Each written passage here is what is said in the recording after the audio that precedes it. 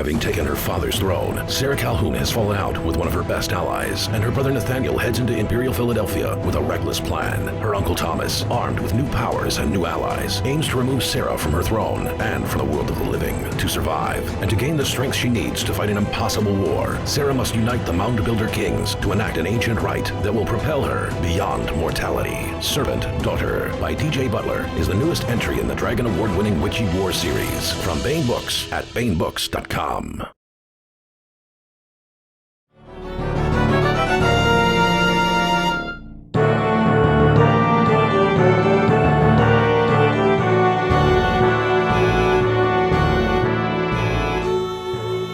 The Baen Free Radio Hour.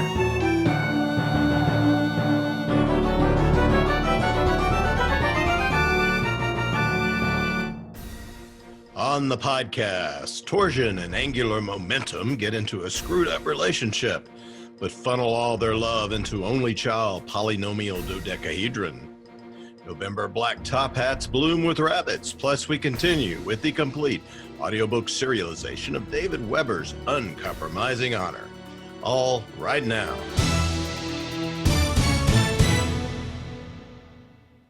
Welcome to the Baen Free Radio Hour podcast. It's an honor to have you along. I'm Baen Senior Editor Tony Daniel. This time we have part 2 of our interview with Eric Flint and Charles E. Gannon talking about 1637, No Peace Beyond the Line. The latest entry in the Ring of Fire alternate history series created by Eric Flint. This one follows the adventures of uptimer Captain Eddie Cantrell and Admiral Maarten van Tromp as they face down the Spanish Navy in the Caribbean and try to establish an age with some equality 300 years earlier than it happened in our timeline, while at the same time turning a profit for the United States of Europe and the Dutch. And we continue with the complete audiobook serialization of David Weber's Honor Harrington series masterpiece, Uncompromising Honor. Now here's the news.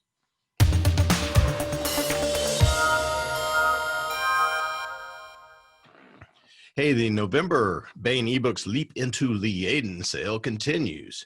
Sharon Lee and Steve Miller's wonderful Liaden series universe ebooks are all on sale in November. $2 off on Accepting the Lance, which is regularly $6.99 and it's now $4.99 for the ebook, plus $1 off on all the Baen Liaden universe series ebooks. That's a lot of books, and that's a lot of savings. Available wherever Baen ebooks are sold, and until December frosts come nipping. The November Baen e-arcs are here, but what? Wait, well, I was worried about this. At this point, the alien spiders have breached the perimeter and are heading toward the podcast area. While we fight them off, we are going to send it out to Austin, to Baen Consulting editor David F. Sherrod. David, tell us about the November e-arcs while we deal with this situation.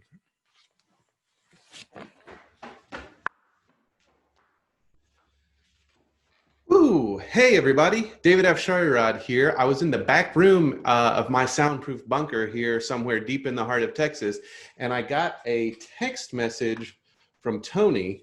I guess things are looking a little rough at the Baen offices. Tony, hope you guys get that taken care of. In the meantime, he wanted me to talk to you about the November e-arcs. Now, I think you guys are going to really enjoy these. It's something a lot of you have been asking for, because as we all know, e-arc stands for Extremely Airtight Resealable Container. And just in time for the holiday season, Baen is proud to announce Baen branded e-arcs. These are completely airtight containers. They come in a variety of colors and sizes. And oh, hang on, I'm sorry. It's not very professional. I'm getting another text from Tony. It's a little hard to read. I think he's shooting with one hand and typing with the other. But okay, all right. Yeah, I was not supposed to talk about that. That is not a thing that is happening. I apologize. That's not what e-arc stands for. e-arc stands for Electronic advanced reader's copy or electronic advanced review copies, also called galleys, uncorrected page proofs.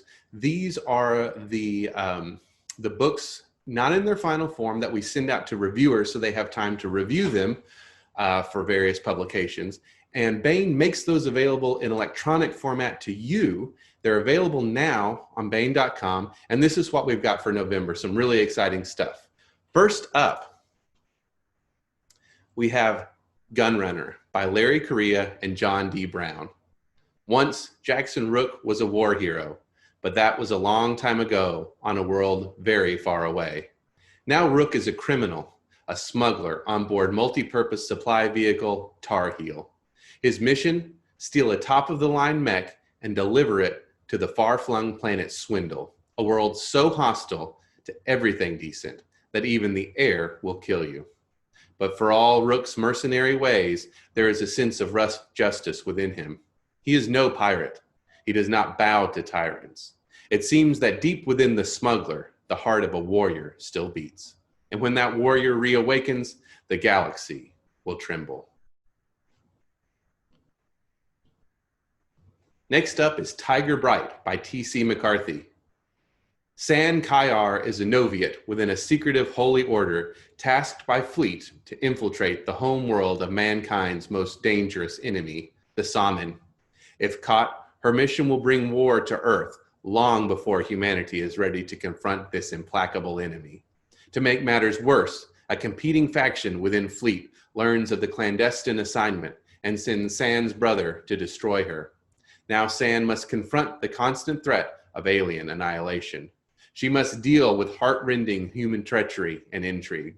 Most of all, she must adapt and survive as she finds herself transforming into a being that is, perhaps, beyond human nature itself. Next, Blood and Whispers by A.C. Haskins. Thomas Quinn is a sorcerer haunted by the memories of the things he's done over centuries of service to the Arcanum. He has long retired from that life, running an occult shop in Philadelphia for the past several decades, wanting nothing more than to be left alone with his books and his whiskey and his shame. But when two detectives come to his door asking about a brutal ritual murder in his city, Quinn must reluctantly take up the mantle of Sorcerer of the Arcanum once more. Thomas Quinn was prepared to fight rogue sorcerers and fey monsters, but the greatest threat he faces may be his own inner demons. And The Jupiter Knife by D.J. Butler and Aaron Michael Ritchie. Southeastern Utah, 1934. A dark and ancient conspiracy is afoot in a small town set amid endless hills of warped and twisted sandstone. Local law enforcement seems powerless to stop a murderous magic from claiming victim after victim. Unraveling the plot will require a man of skill, a man equally at ease with magic and reason, a good man, a man of humility, but also a cunning man. Hiram Woolley has these qualities, but his practiced command of folkloric magic may have met its match when faced with a primeval curse as old as human history itself. And that's the November E-Arcs, available now at Baen.com.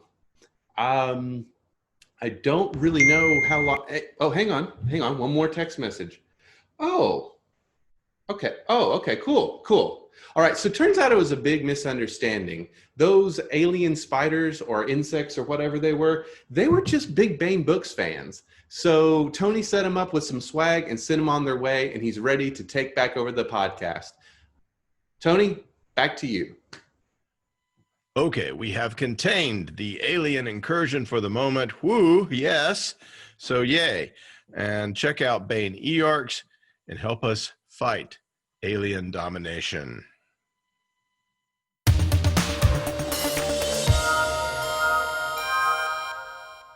This is part one of a two-part interview with Eric Flint and Charles E. Gannon discussing 1637, No Peace, Beyond the Line. Part one is available on last week's podcast. I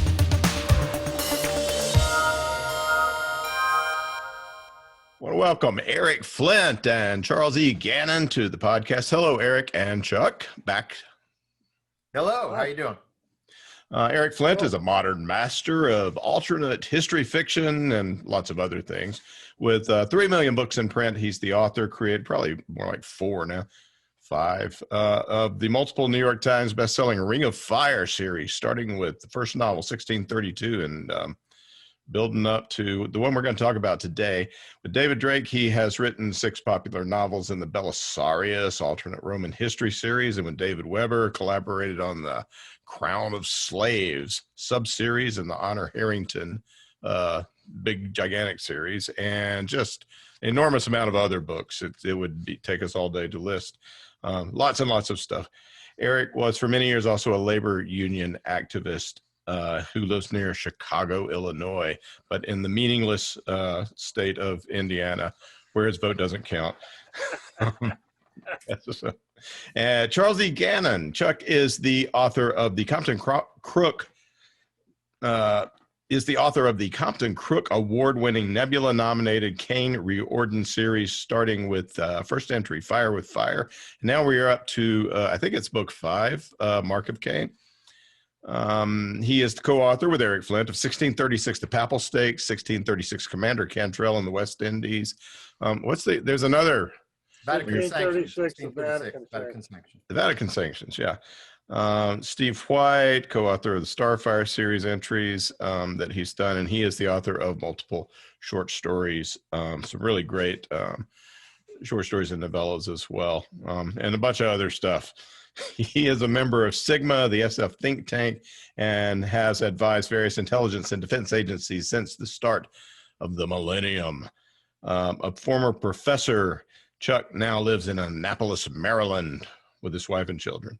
Out now at booksellers is 1637, No Peace Beyond the Line, the latest entry. Here it is, beautiful Tom Kidd cover, as usual.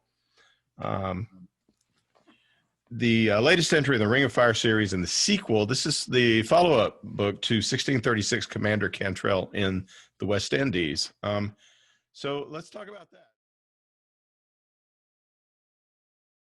Is that Hornblower is very much coming up in a established, pretty rigid, stratified society that he's moving himself up in, and he's doing it kind of from the outside. He's I've forgotten his exact background, but I mean he's not exactly a poor kid, but I mean he's got nothing in his favor. He's got to pull himself up by his own bootstraps. That's part of why readers tend to root for him. But he's not trying to change anything. I mean, he is not in any sense whatsoever what you call a revolutionary. In fact, he's actually fighting on the side of the British Empire, which was trying to crush a revolution. Although, granted, the French Revolution, by the time you get to Bonaparte, has gone pretty sour. But still, there's nothing radical at all about Hornblower. His own personal attitudes are I don't know if you'd call them progressive, because the term doesn't really mean much in that era, but I mean he's a pretty decent person as far as how he looks at people. But Eddie's something different. I mean, he does come from the future. He does come from a world which, being blunt about it, is a hell of a lot better than the world was then, which it is. I mean, people can criticize our modern world all you want, and I have often led the charge in criticizing them. But I'm a political activist for decades. But let's not kid ourselves. I mean, this is way better than it was, in the 17th century. When you died of gangrene, yeah. Oh, well, not just that, but even, I mean, I understand, of course. It's socially. I mean, I tried to portray this, and I think I did a good job on 1632, just the extent to which just the assumptions Americans have that everybody's life is worth something. And, that's not the assumption that people grew up in 400 years ago. And I think also the fact that here you are in what would be considered an economically depressed part of America that comes forward back into time, and it's a mecca. You know, it's a center of possibility. It has indoor plumbing. It has all the stuff that's like people can't even understand. You flick a switch and the sun comes on, and, you know. And in all of that, you have these four guys, as Eric was mentioning, and they're all players of D&D. Yeah. And they're all players of war games, which means something. Despite the, quote, comparative impoverishment, they lived in a time that not only made it possible to dream, but that was filled with literature and notions and ideas that encouraged you to dream. And I think that's one of the things about Eddie, is that he is a dreamer. He's an idealist, and he actually sort of has, as he looks at the world around him, you know, I think if you came from Hornblower's existence, or if you came from this time, you'd say, well, that's all well and good to think about, but the world is never going to be like that. And Eddie's this guy who's like, yeah, but I'm the living proof that it did get to be like that, at least a lot more than it was in your time. And come along with me, you know, and he's that guy. And he's huge fun to write as a result of that. The part of me that never grew up is definitely what I'm channeling with Eddie. And there's probably a large part of me that never grew up anyhow, so I guess it was a good fit. Well, he's a happy-go-lucky. I mean, I'm not saying that he has Hornblower's character. He's enthusiastic and idealistic and optimistic, but he's also reflective. Yeah, he will look around him and he will say, wow, you know, this is crap, you know, and I'm part of it, and I got to watch out how this goes. That's one of the other differences. I mean, Hornblower, how much time does he have to really be reflective in any sort of sense of, I want the world to be different, I want to be a force for fill in the blank? Well, he's just trying to get prizes. There is one feature. It's true with Eddie. It was true in a different way with Jeff Higgins. It's true of another one of these youngsters who becomes major characters, brothers, Frank Stone and his younger brother, Ron Stone and Jerry Stone. Not one of these guys has the mindset of the captain of the football team. Yep. Or the high school in crowd. I mean, they're all, one way or another, people who considered themselves, you know, as teenagers, kind of outsiders. That's the great fun of. I mean, a lot of characters. Oh, well, sure. I mean, series are like that. They're just. But there's a believable aspect to that as well. I mean, now, first of all, there are a lot of extraordinary scholar athletes. So let's just and I think Tom Simpson is an example of one of those individuals.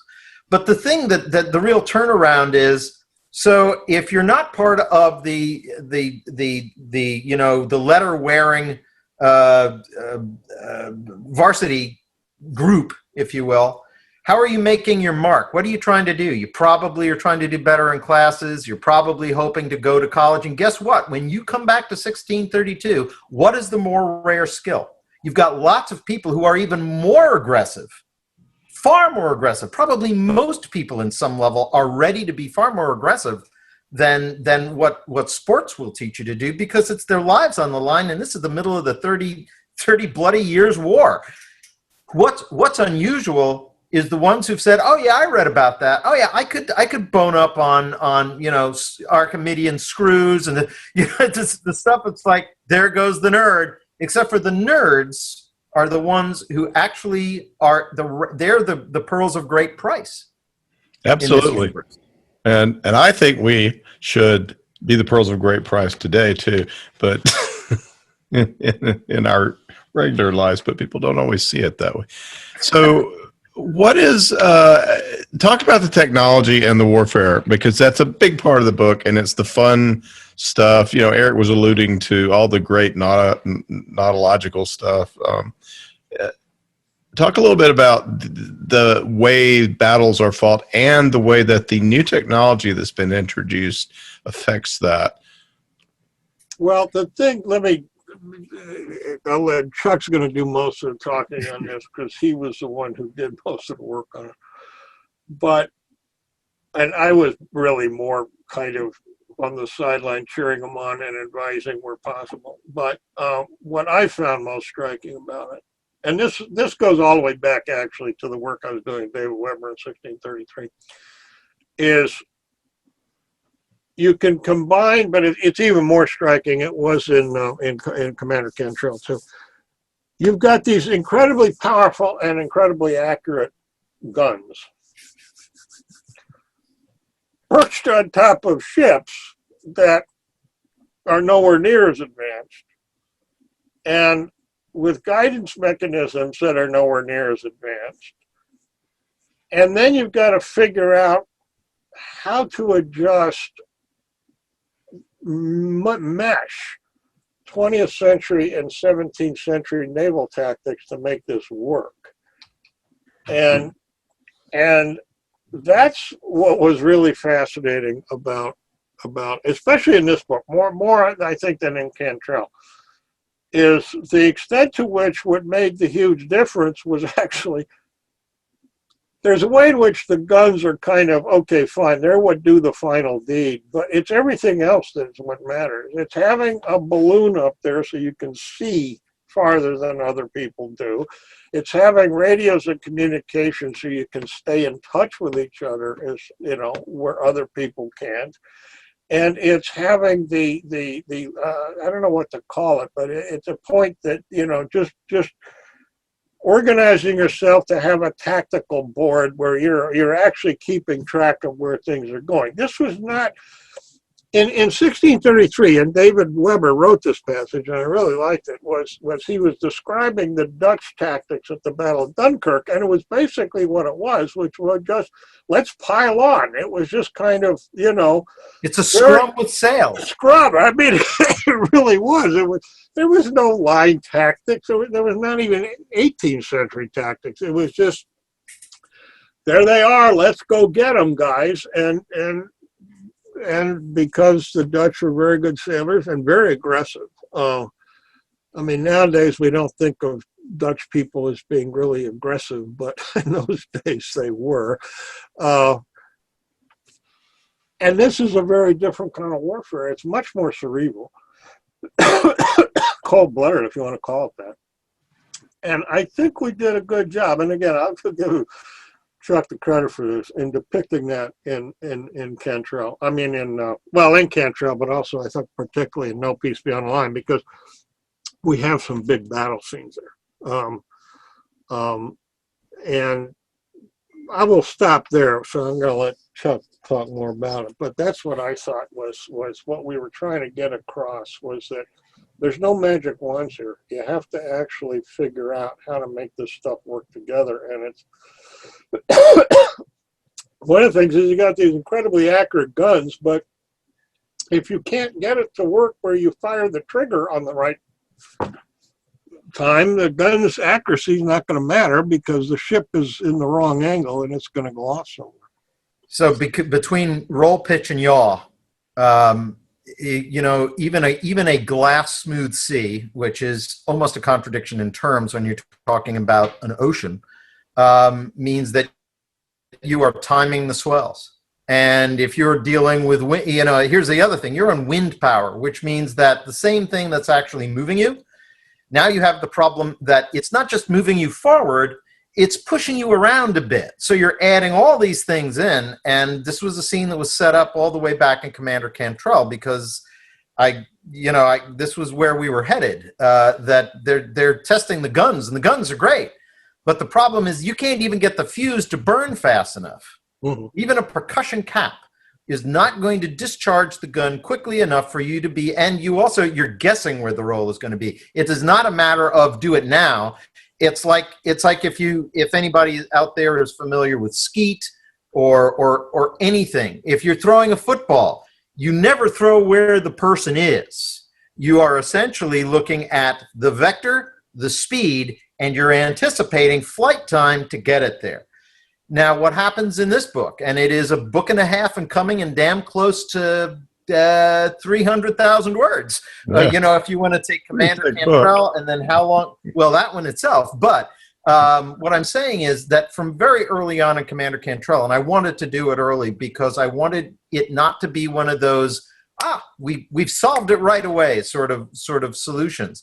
This had to come about as a result of, it is the second wave of test ships that comes over that says, okay, we finally had enough money, we had enough time, we had enough opportunity to essentially create what's called an inclinometer, which is still the way, that was the method of aiming guns, most guns, except for the ones that were radar directed up through World War II and even later, which basically is, if you want to think of it as a gyroscope, basically telling you, okay, you're on target now. And when you've got two things that align, where you want the shell to go and where the gun is actually aimed, at that moment, if you've got a positive control, in other words, if you've got the trigger already pulled, electrically, that will send the pulse that fires the electric ignition. That gives you really high speed reaction time, and that becomes there's a dueling tech war, as strange as that may sound, in this period of time, because the Spanish are also responding. The Spanish are, and one of the great enjoyments for me to write was the Spanish, particularly what I'll call the brain trusters in Cuba and Santo Domingo, who are saying, you know what, if we keep taking orders from Madrid and the Escorial, we're dead, because they are not seeing what we're seeing. They don't they think they can just, to put it in 20th century terms, it's like Hitler giving orders to divisions which have ceased to exist. And they realize, okay, and in a sense, they see that there's an advantage when La Flota is going to be delayed for a whole year at a time when Spain can ill afford not to get its annual influx of silver. They actually see themselves as having an opportunity, which is, if you can't tell us what to do because you didn't even send something to us, you're going to have to send something again. And that means you're going to have to give us more play here. And they get very creative in that. They start, at this time, by the way, historically, Olivares, who was probably single-handedly the biggest disaster to Spanish interests globally and at home and economically, in this time period. Arguably a brilliant guy, but just not brilliant enough, evidently. And he had actually forbade, Havana used to be the most active shipyard, with two exceptions, in the entirety of the Spanish Empire at this time. And because too much business was going out of Spain and was being conducted in the New World, he essentially, in order to make good the implicit promises of grandees and sinecure, basically said to Havana, you don't make ships beyond a certain size anymore, which were essentially like advice packets. And what happens in this is they say, no, we're building them, and we ain't building galleons. We're seeing what's called a frigate design does, how much faster it is, how much better it is in the wind. It doesn't have to get something coming very tightly over the back quarters in order to move forward. It combines the best of, if you will, fore and aft rigged and square rigged. And they're going on their own plan. But as they're bringing that technology in, which is changing the game potentially, Eddie and the next flotilla has brought in new technology as well. One of the new pieces of technology, and it goes back to what Eric was talking about regarding all the things that you don't think of. I think when people think about military outcomes, they tend to think about how big are the guns, how big are the ships, how many people. Actually, the lessons of the 20th century say, and think about the helicopter for a second. I know it's going to sound like, what? The helicopter changed the nature of war in Vietnam and other places because all of a sudden you could concentrate or remove force with such speed that it was what's called in military circles a force multiplier. In other words, I can get a company, a battalion, a brigade on site in hours rather than days, and pull them out if they're in threat, which means I can potentially take surrounded people out of certain, extermination, out of the zone of certain extermination. Well, to some degree, that's what's going on. And it's not just the radio between the ships, it's the balloons way up high, which are turning what is normally, let's say, about a 30-mile horizon from a crow's nest and pushing it out to 60 or 70 in some cases. But then there's a telegraph wire that comes down from the balloon to the ship, so that any ship that has a balloon, because they don't all, only one or two, but that because the information comes down as fast as lightning, so to speak, it can then be sent by radio as fast as lightning. And those ships that don't have radios, they've also introduced what's called the Aldous lamp. The Aldous lamp, you'll if you've seen World War II movies, those are those lamps where they're flickering the louvers up and down. This is a very effective form of heliograph, except in really bad weather conditions. And this is what Simpson and Eddie bring, this notion of, if we have information, if we can see further, and then we have downtime built, crude, heavy steam engines that can be retrofit into what are equivalent ocean-going tugs. Well, if we can see somebody 60 nautical miles away, or even 40 nautical miles away, and we can pull ships at 2 knots constant, the bottom line is there's no formation they're going to come to us with that we will not have seen ahead of time, and we will not have separated our forces in a way to take advantage of it, given prevailing wind and everything else. And this is how they're winning battles. You got you have steam tugs that can place those ships exactly. They have perspective. The good guys are Eddie and Tromp, and the other guys are fighting in a fog in a sense of information, at least. Absolutely. So that's one of the fun things about. There's a great scene in the book that I can't remember if it's Tromp or Eddie, where one of the defeated captains comes on board, and it suddenly occurs to them, we better not show them how we do this. I think that's when the surviving admiral of La Flotta comes on after the Battle of Dominica. And it might be then. I think that's it. And I think the idea is... I think that is it, yeah. Yeah, the admiral won't understand, but as I think it's Sehested, and who shows his worth for being there, says, if I came on board, I wouldn't know what all those things mean, but I'd have seen that glass plate. I'd have seen those grease pencils. I'd have seen the map underneath it. I would have seen all those speaking tubes. I would have gone back and simply described it. And guess what? Spain has enough smart people that they'd be able to, if you will, from a sort of intellectual standpoint, they'd reverse engineer what most of that meant. And we've just given up our method. So yes, absolutely. Yeah, that's what it was. Yeah. It's a lot of fun. I forgot what they did. They covered it up, or? I think no. What they did is they said they were going to meet him up on the quarterdeck, the aft quarterdeck, and they said no, we're not going to meet him there because that's where all that stuff is. So they kept them away from, if you will, the nerve center. Yeah. Don't show them how the magic works. Absolutely, let them think it's magic. Yeah. The problem with magic is you never know when you got to beat.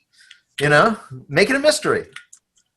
Yeah. So, what are you guys working on now? What's going on in your writing? Well, the next mainline book, which will be the sequel to Polish Maelstrom, there's actually going to be 2. The mainline, for the first time since we began the series, is going to actually bifurcate.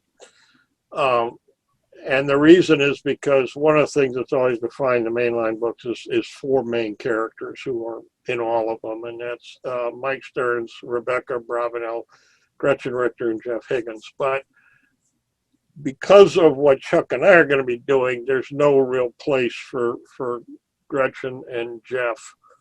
So I'm in the process of writing a separate novel with Robert Waters that will follow their adventures, which I won't get into here.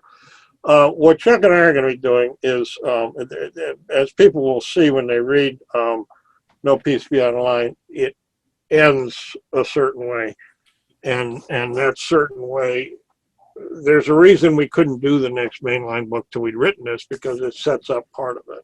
And what happens in the next mainline book, and Chuck and I will each write about half of it. And basically, Chuck is going to follow the naval side of it, focused on Admiral Simpson. And I will write the land part of it, focused on Mike Stearns. And I'm not going to say anything more about it because we have to get into the plot. But it will be taking place in the Mediterranean. And I don't think I want to say. Do I, Chuck? Do I want to say? I think that may be just about. I think I'm going to leave it right there. It'd be a really good book. And people will see where this book, No Peace Beyond the Line, will fit into that. And I will not say anything more about that. Did you finish up the next Victor and? I'm working on it.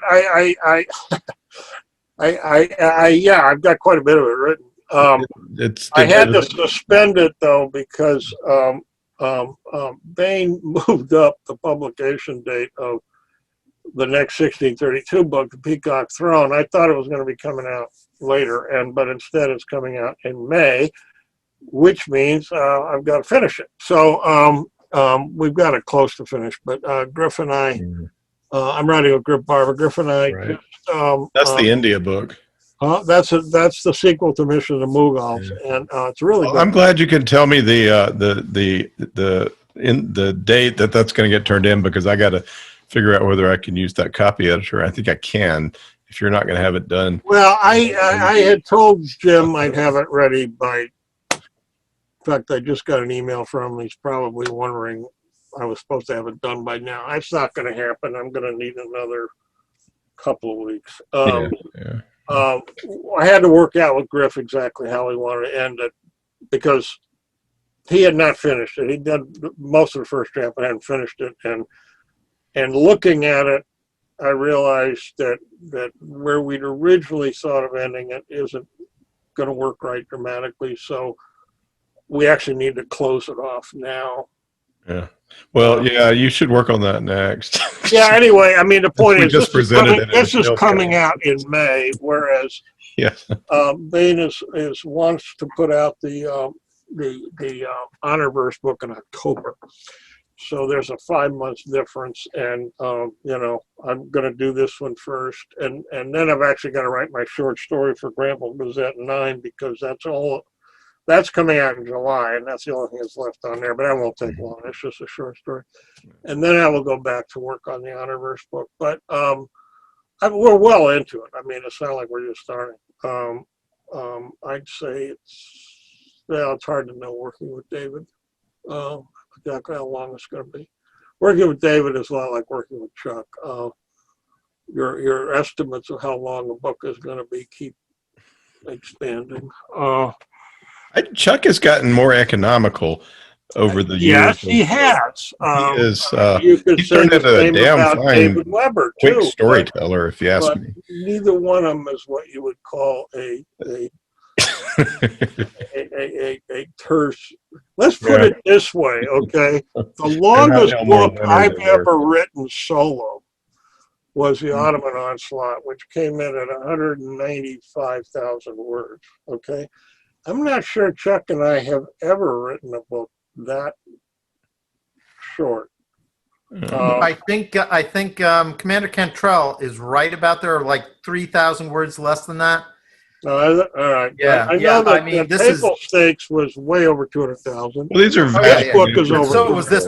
This one was much longer. Actually, Vatican Sanction came in at like one. Yeah, Vatican Sanction is fairly short, but Vatican Sanction takes place over 7 days. Yes. Okay. So. But a lot of that also has to do with the fact that, the interesting thing about this novel, No Peace Beyond the Line, is that it was proposed. Eric wanted to know where I thought this novel would go, along with the proposal for Commander Cantrell, which made a lot of sense in a lot of ways, because Commander Cantrell was going to logically end with sort of all things in the balance. And you kind of want to know what that means so that you can maybe put threads that are going to show up meaningfully in the resolution to that. So part of the issue here is that I made plans. Commander Cantrell came out, I believe, in 2014. I was writing this stuff for Eric in 2011 and 2012, right on the heels of finishing off Papal Stakes. Well, since then, I've realized that so I'll say this. I tend to think in long arcs, and I I guess I'm enamored of all the things you can do and this tapestry you can build and the sense of falling further and further into the world. Of course, you fall further and further behind your deadlines. So one of the things that I wound up doing, and I think what you may be referring to, Tony, is that I've become kind of bloody-minded about I'll sit there and I won't stop that process of what is the great arc, but I will start looking and saying, yeah, but I can't do all of that. I've got to find the point where I can clip that with it being a good handoff, an energetic handoff to the next book, but not that it necessitates finishing it all right there, which was not something I appreciated as a less experienced novelist in 2012. A few books under my belt since then. It is something you got to learn. It's actually basically what happened last week when Griff and I have had an extensive discussion back and forth and writing out outlines of how to end Peacock Throne. It's very much what Chuck's describing. Is the original outline, when you look at it, it's like, no, that's not going to work the way it is. We're going to have to save most of that for the next book and most of the ending of it. But however, there's a really good way to end this one. See, the thing about it is, if you're writing a series, especially a long series like this, people are kind of always going to accuse you of ending on a cliffhanger because no one novel is going to end it, just kind of by the nature of the series. But there are cliffhangers and cliffhangers, and there are cliffhangers that readers will accept, and then there are the ones they won't forgive you for, or at least they may forgive you, but they're going to be really pissed at you. And the trick is knowing the difference and knowing how to do it. And you've got to, no Peace Beyond the Line ends on a cliffhanger. There's no other way to describe it, but I think it's a cliffhanger readers will accept. Yeah, well, we get a lot of resolution in. I mean, this is a book you can. There's a lot of things that are resolved. It's just that you can. I mean, there's an art to this book that you can just sit there. You can just pick it up and read it. You don't have to be. You could start the series there if you wanted to. I try as much as possible. And this is advice I got from David Drake early in my career. He said, whenever you're writing a book, including a book in a series, he said, imagine that your reader is someone rushing to catch a plane to Tokyo, and they just have time to race into the newsstand and grab a book, and they do it just by looking at the cover. Oh, that looks good, and they grab it and get on the plane. And then they discover they can't make any sense out of the book. He said, they will remember your name. So I try to make sure that every novel, even a novel in a series as immense and sprawling as complex 1632 series, that anybody can pick up any book in that series and make sense of the book. I mean, you'll realize, oh, okay, obviously this is huge backstory to it, but they can understand what's happening in the book. They can follow the story arc. The characters are understandable, and in that sense, the book's a standalone. It's not a standalone in the sense you'd normally think of, but it's a standalone in the sense you don't have to have read anything else to be able to understand that book. Yeah. And if you can do that, That's something that I've tried to do also. The Kane Riordan series, this one, the bottom line is the most important choice you make for my money in terms of structure is what is the first scene? The first scene has got to be interesting. Optimally, it will have some action in it, but it also has to create an environment where, for some reason, somebody is having to impart enough information to somebody else that it is completely reasonable, it is urgent, it is not a briefing room scene, and yet by the time you're done with that, you're oriented enough to say, okay, and that's good, and I'm going to be interested to see where that goes. That's a really, really essential step. And the thing that the reason I brought up the whole thing about where do you stop books is that No Peace Beyond the Line shows what I would say its pedigree of having been designed in 2012. Because there was a point you had to get to by the end of this book.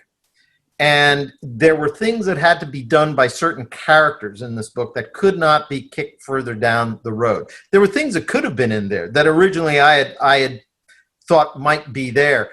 but I didn't realize how much. Quite frankly, I was surprised by the amount of really, for me, fascinating copy. I did there. The engagement with La Flotta in the beginning of this book moves pretty quickly, but there's a lot of copy for that because it really does set up. It reprises all of the necessary technology you needed to know from the prior book, move it forward, and it really is a pivotal moment. For strategically, it is an absolutely pivotal moment in terms of the new world. So it earns its place, but I never saw it taking up as much space as it did. Now, I would have seen that coming. And I agree with Eric. I think there's a real difference between, to me, when I think of cliffhanger, I think this goes back to what you were saying too, Tony, that there's a sense that the threads that have been introduced, those arcs have come to a completion. If they kick off the promise of a new arc, that's fine. I think that's a moment where you'll get, and maybe people will respond to this and say, no, Gannon, you're wrong. This is what I hate about you. It's one of the many things. But that they're feeling, a lot of people will say, but damn it, now there's a new thing happening. It's like, yeah, but if you didn't feel that way, I'll bet you wouldn't be as eager to buy the next book. But but I delivered on what I promised. I'm also potentially promising there is only the promise of something to come. So I baited a hook, but I haven't started cooking the dinner. And I think people are okay with that. And I think what a lot of readers may not realize, and they don't have to, is that if they didn't feel a sense of like, oh, now I want to know what happens next, I'm not sure we sell as many books. It's when people come away and saying, you put a gun over the fireplace and you never took it down and shot it. Now, damn it, I want to know what's going on with the gun. Now, at that point, they probably got a point, you know? Right. So what's your solo stuff going on right now? I want to make sure we get that in. So really quickly, just turned in the second. It's solo. It's set in John Ringo's Black Tide Rising universe, but the second book in that dyad was turned in about a month ago. It follows on At the End of the World. It is at the end of the journey. I then just turned in. I think those are wonderful books, by the way. I mean, those are very economical and pretty short. They are, and a lot of that though is when you don't. Okay, so when you're dealing in an epistolary format, and you're dealing with only one or two consciousnesses, and you don't have. What's that guy's name? Alvaro. He's the main character. Yeah. Yeah. The main characters are. They have the world exposure and experience of 17 and 18-year-olds. They're in a complete. There is no larger universe. The thing about universes where there are power structures is that clever, canny, greedy, nefarious adults have created, architectures to preserve and spread power, which if you're going to portray them realistically, they're difficult to deal with. They're difficult to get to the bottom of. People understand the use of feints, deep feints. And if you're going to portray that in a believable fashion, I'm not going to say realistic because that's a whole other issue. But if the verisimilitude is sufficient, you got to embrace that. These books didn't have that, and then I put them in first-person voice, and they're 17-year-olds. This was easy to do in short format, and I think actually to some degree, epistolary format wants to stay short. Because I think if you have an interesting voice as a third-person limited narrator, people kind of like to see where you go. It's sort of like it can be a travel log. It can be the encounter of new ideas in a science fiction or even in an alternate history setting. And people come along for that, and they come along for the voice. But when the voice is somebody, one voice, one worldview seen through that narrow pipe, you got to get in and out of that pretty quickly, I think. You would be ill-served, perhaps, by modern readership standards to stay too long in that place. And they're fighting zombies. Pardon me? And they're fighting pseudo-zombie. So what I'm working on now, I just finished, as a matter of fact, it is set in the Kane Riordan universe. It is coming out through Beyond Terra Press, Chris Kennedy with Tony Weisskopf's not merely approval, but blessing is something called Murphy's Lawless. It is a novel, and it should be out the very first. It'll be out a month from now. It is a goat choker because it formulates around 25 to 30,000 word novellas, which are not. This is not an anthology. This is not a collection. They have been crafted into a novel. I wrote about 45,000 words of not merely bridging material, but a lot of the stuff that's sort of happening in the margins and makes the story make sense in a larger sort of framework is there. Right now, what I'm working on and loving it is the first novel. Talk about getting used to your own habits. Since I write long, and since writing a 120 or 130,000 word novel for me is really frustrating, simply because, damn it, I'm just hitting my stride. So one of the things that I'm doing is I'm basically looking at those stories and I'm saying, okay, plan on writing 2 back to back. In other words, what I used to think of as one excessively long arc, I'm now designing as 2 books with a very clear midpoint. So I get 2 books out of one, which also have clear. Yeah. So you only have to run 2 50Ks. That's right. I mean, you're already sweaty. What the hell? Why bother to stop and take a shower? So in this case, the first one, this is the epic fantasy series, or is it, called The Vortex of Worlds. The first one is the one I'm working on right now that is called This Broken World. And the second one, which I will roll straight into after that, is this Into the Vortex. And the first one should be turned in by the end of December or midpoint through January. So it actually, according to Tony, is going to be on the 2021 schedule. I'm really delighted with that. I'm really excited about this. I'm having a huge amount of fun with this. And all I'm going to say is you guys are going to have fun with the dragon. Very cool. Very cool.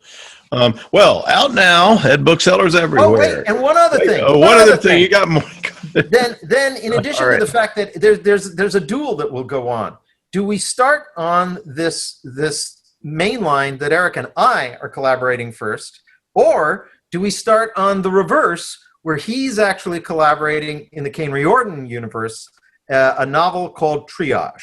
Yeah. So we'll see how it all works out, but that also is coming soon to a Baen shelf near you. I've got, Chuck has to tell me when he's ready to do it, because I've got, after I finish the Honorverse book, I've got 2 things I have to do. One of them is the third book in the Sam Houston series, which is long overdue, which is a sequel to 1820, the Arkansas War. Yeah. And the other is the third book in the Joe's World series, which I've been sitting on for years. I got 80,000 words I've written, and which is about 2/3 of it. And that's called The Desperate and Despicable Dwarf. And I've got to, I'm not sure of the order in which I'll do those. Oh, before I do either one of them, I've got to write a novella called An Angel Named Peterbilt, which is designed to be coupled with Kevin Eikenberry's novel, The Crossing, which is a C.D. Shard novel. And we're going to package them together. Mine is a spin-off from his novel. It's a different story, but I've got to do that first because I don't want to tie up Kevin. I think it's pretty certain that we'll be working on Triage before we're working on the mainstream novel then, because I've got a lot more. Yeah. No. I mean, we'll just see. Neither one of us is short of work. That's for damn. Yeah, that's what I love. That's what I love. Any author who complains about having too much work really hasn't thought. I always want to say to them, now I want you to say that out loud and listen to yourself. Okay? I have too much work. I'm an author. I'm in entertainment, and I have too much work. Really? Yeah, I complained very early in my career. I was working a full-time job, machine shop, 60 hours a week, plus writing the Belisarius books, and which I was producing 2 a year. And it was a brutal work schedule, and I made the mistake of whining about it to David Drake. And do not whine to David Drake. He's about the most unsympathetic audience I can imagine. And his reaction was, Eric, there's only 2 states of condition for a freelance fiction writer. You either got too much work or too little. Which would you prefer? There you go. And it's like, well, if you put it that way. Yeah, I'd rather have too much work. Yeah. Well, it sounds like you're going to be doing triage on on all of this over the next few months, both of you. Yeah. Let me get us out of here. The book is 1637, No Peace Beyond the Line. It is a wonderful, this is a very adult book, and it's got a lot of explanation and wonderful scene setting, and at the same time, huge action sequences and just so much lot of fun. action in this book. So a lot much of fun. romance too.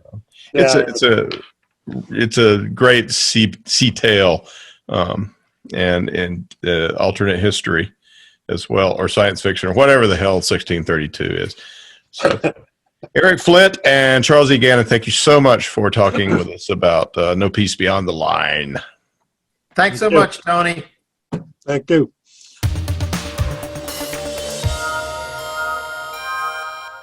That was part 2 of a 2-part interview with Eric Flint and Charles E. Gannon discussing 1637, No Peace Beyond the Line.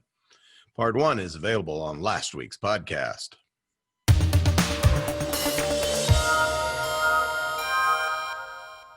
Here is another entry in David Weber's Honor Harrington series masterpiece, Uncompromising Honor. Honor keeps her promise. The Solarian League.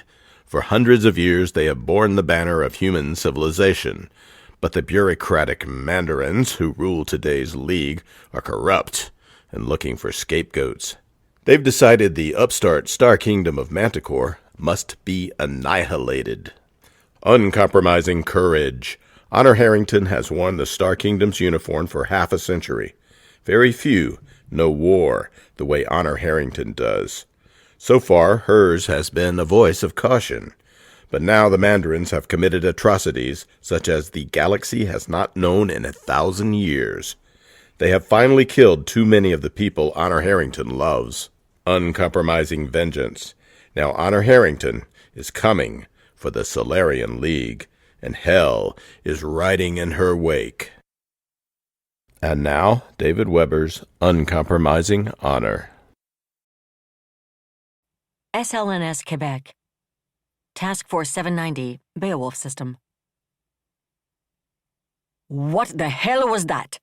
Vincent Capriotti demanded. Sir, I don't have a clue. Rear Admiral Rutgers was bent over one of Quebec's tactical displays. Now he straightened and shook his head, his expression baffled. It was some kind of energy fire. The recon platforms got a pretty good look at some of it, but I don't have any idea at all what the hell they thought they were shooting at. Whatever it was scattered all around the hypersphere. You mean all around the half of the hypersphere we can see, sir? Commodore Schlegel put in. The ops officer turned towards him, and TF-790's staff intelligence officer shook his head. I've been looking at the distribution of the energy fire we picked up, he said, and looked at Capriotti. Sir, it matches almost perfectly with O&I's estimate of how the Manties would have to distribute the FTL control platforms Admiral Guion's sources reported, allowing for the fact that our platforms are only far enough out to see half, a little less really, of the total hypersphere. You're suggesting they decided to blow up their own control platforms? Angelica Helland asked incredulously. No, ma'am. Schlegel faced the Chief of Staff squarely. I'm only saying that what we've seen correlates exactly with the projected distribution of their fire control systems, and someone was sure as hell shooting at something. He shrugged. I don't have any more idea of who or what it might have been than you do. Helen's expression got no less skeptical, but Capriotti nodded. Not so much in agreement as an acknowledgement of Schlegel's information. But if it wasn't us, then who the hell was it? Angelica's right. There's no way the Manties and Beowulfers would take out their own defense systems, and it sure as hell wasn't us. But who else would? His thought paused as he remembered another report of grazer fire just suddenly appearing out of empty space. No, that was ridiculous. He was getting as paranoid as the Manties, and yet... How long until the second stage's launch? He asked out loud. The Astas have been ballistic for 23 minutes, sir, Rutgers said. Call it another 24.5 minutes. Capriotti nodded and leaned back in his command chair, brain whirling. Up until this point, the ops plan had worked perfectly. And if somebody really had decided to clear the road for them, the odds of his ship's survival might just have risen.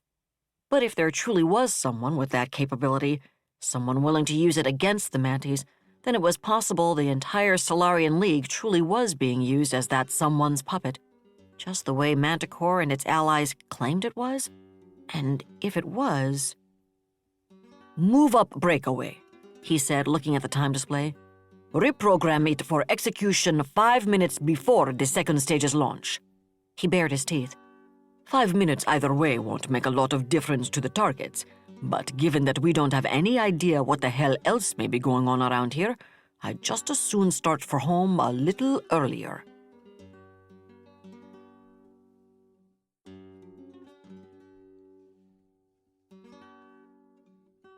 That was another entry in the complete audiobook serialization of Uncompromising Honor by David Weber. And that's it for the podcast. Thanks to Audible.com and to podcast theme composer Ruth Judkowitz.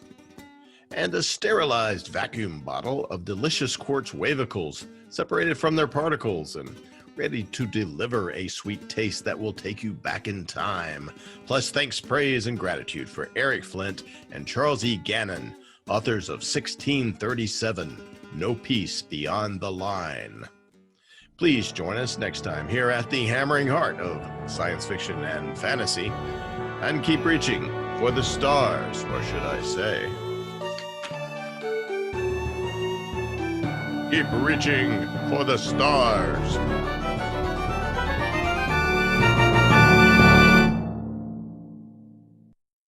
What if the United States and the Soviet Union had fought on land, sea, air, and the astral plane, struggled for dominion across parallel dimensions, or on the surface of the moon? What wonders would have been unveiled? What terrors would have haunted mankind from those dark and dismal dimensions? Come closer, peer through a glass darkly, and discover the horrifying alternative visions of World War III from some of today's greatest minds in science fiction, fantasy, and horror. Weird World War III. Available now from Baen Books at baenbooks.com.